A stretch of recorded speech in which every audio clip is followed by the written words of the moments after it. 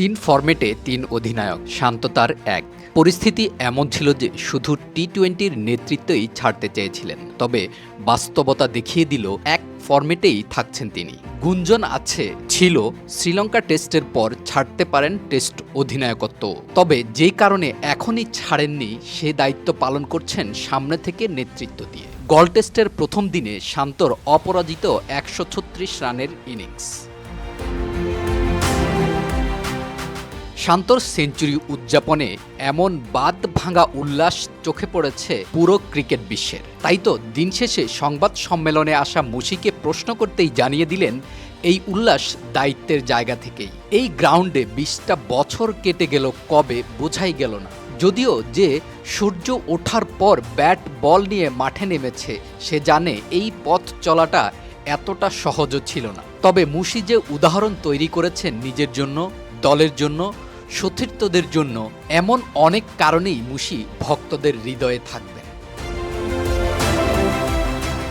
টেস্টের জন্য দল শ্রীলঙ্কায় উড়াল দেওয়ার দিনে বিসিবি ওয়ানডে অধিনায়কের লিস্ট থেকে তার নাম তুলে নিলেও শান্ত নিজের নাম তুলে নিতে পারেননি টেস্ট অধিনায়কের লিস্ট থেকে, কারণ তিনি চাননি এমন একটা পরিস্থিতি তৈরি হোক যাতে দল বিপদে পড়ে যায়। সেই দায়িত্বের জায়গা থেকেই কি শান্তর এই অসাধারণ পারফরমেন্স?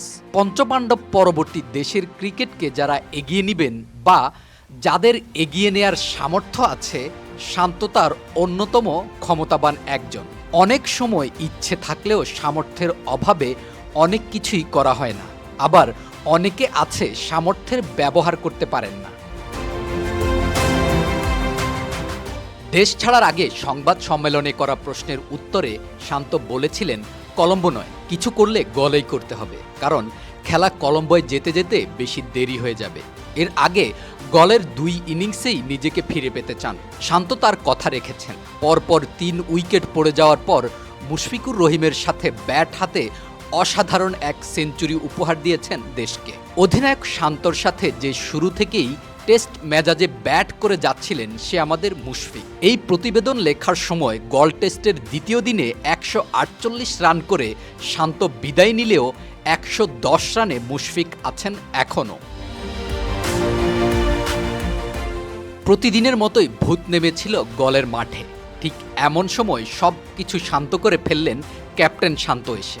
সাথে যোগ দিলেন টেস্টের সবচেয়ে অভিজ্ঞ মুশি। ক্যারিয়ারের এমন পর্যায়ে এসে যার জন্য প্রত্যেকটা ম্যাচ, প্রত্যেকটা ইনিংস এবং প্রত্যেকটা বল অনেক বেশি স্পেশাল, ঠিক তেমনি দেশের হয়ে প্রতিটা ম্যাচে দলকে নেতৃত্ব দেওয়াও তো স্পেশাল। সেজন্যই কি দুজনের জুটিতে বাংলাদেশ গল টেস্টের প্রথম দিন শেষ করে দ্বিতীয় দিন শুরু করলো।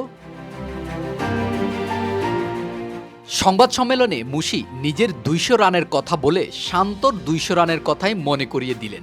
উদযাপনে যেমন ছিলেন আগে, ঠিক তেমনি নিজের জন্য না চেয়ে আগের দিনের সংবাদ সম্মেলনেও চাইলেন অনুজের জন্য। সত্যিকার নেতা তো সেই যে তার সেনাদের কথা ভাবে আগে। অধিনায়ক শান্ত হলেও মুশি প্রমাণ করেছেন তিনি সেরা। অধিনায়কের আর্মব্যান্ডটা যে কারো হাতেই থাকতে পারে, আর এমন একজন সহযোদ্ধাকে ব্যাটল ফিল্ডে পেয়ে ক্যাপ্টেন শান্ত যে সেরা ছন্দে ফিরেছেন সেই চিত্রই দেখা গেল। যদিও গল টেস্টের দ্বিতীয় দিনে ১৪৮ রানেই থামল শান্তর ইনিংস।